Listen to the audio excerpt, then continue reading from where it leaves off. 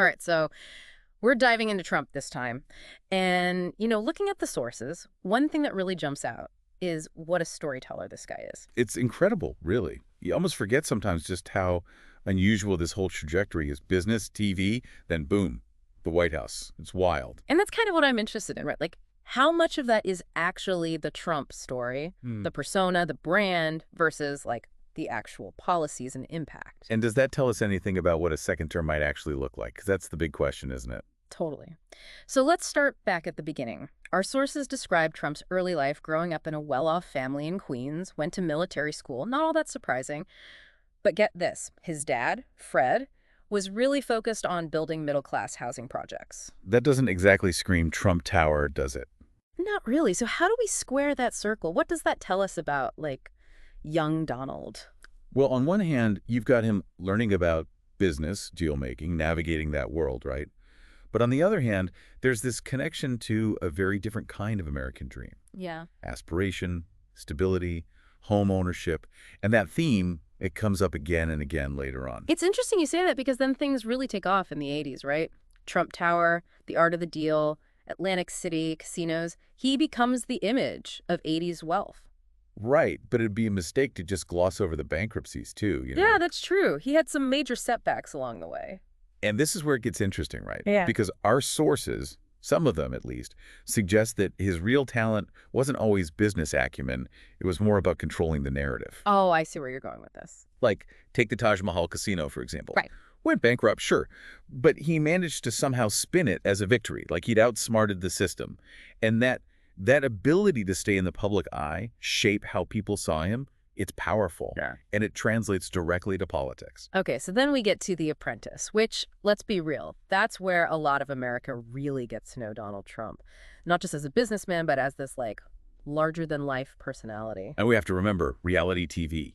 It's all about the narrative. It might not reflect actual reality. Trump, the decisive leader, always getting things done that's carefully crafted for TV. And that played a huge role in his political future. And people bought it. Fast forward a few years, and the guy firing people on TV is running for president. I'll admit, I thought it was a joke at first. I think a lot of us did. But our sources point out what a lot of folks missed back then. You had all these voters disillusioned with politics as usual, and then this message, "Make America Great Again," it just resonated. Plus, he was breaking all the rules, right? No way a traditional Republican could have pulled that off. And he was promising some pretty radical stuff, too.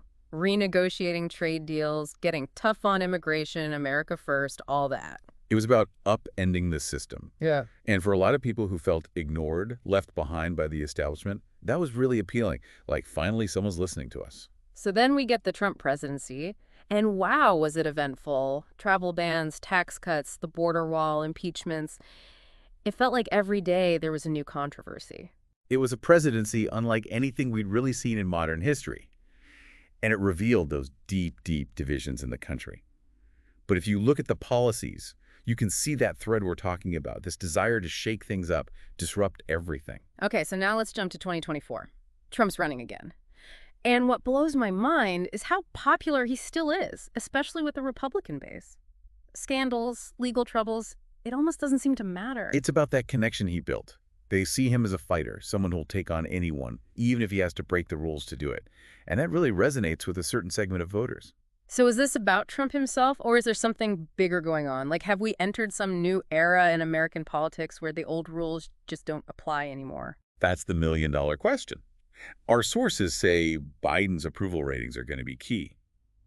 Because if people feel like things are moving in the right direction, they're less likely to go for someone so unpredictable. But if they're not, if people are still feeling that same anxiety, that frustration with the system, then it becomes a battle of narratives, stability, and a return to normalcy versus someone promising to blow it all up and make America great again. Who wins that battle? That's what'll decide 2024. it's wild to think about it that way. Like, we're right back where we started, trying to figure out if it's Trump himself or if he just tapped into something bigger, something that's still going on. And this time it's not theoretical, right? Yeah. We have a whole term of Trump's presidency to look back on. Exactly. And the sources, they don't mince words about how big of a deal a second term could be. Yeah, I mean, the policy changes alone would be huge, but It's bigger than that, isn't it? it's about the whole way America governs itself. Think about it. We've never had a president who went after democratic norms like he did. The media, The election results, he challenged it all. And a second term could, I don't know, legitimize that, make it the new normal. That's the scary part, Yeah. right? If those tactics become standard practice, it changes the rules of the game for everybody. It's not just Trump anymore. And if we're talking actual policies, I mean, it feels like round two, but cranked up to 11, right? Yeah. More immigration crackdowns, getting even tougher on China, maybe ditching more international agreements. Don't forget all the stuff he did through executive orders, too.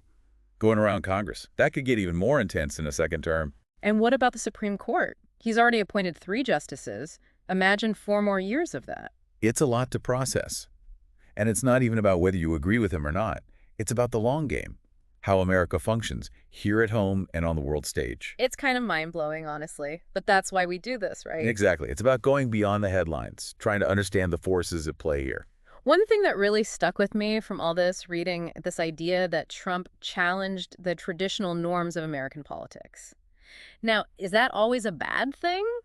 Or does it mean those old norms weren't working for a lot of people and maybe we did need a shakeup? That's the question we all have to wrestle with, I think.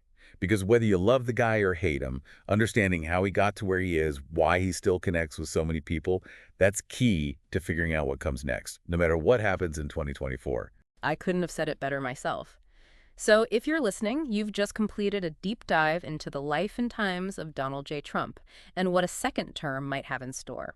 It's a lot to unpack, but hopefully it's given you some new perspectives to consider. As always, stay informed, stay engaged, keep asking the tough questions. That's what it's all about. Until next time, keep diving deep.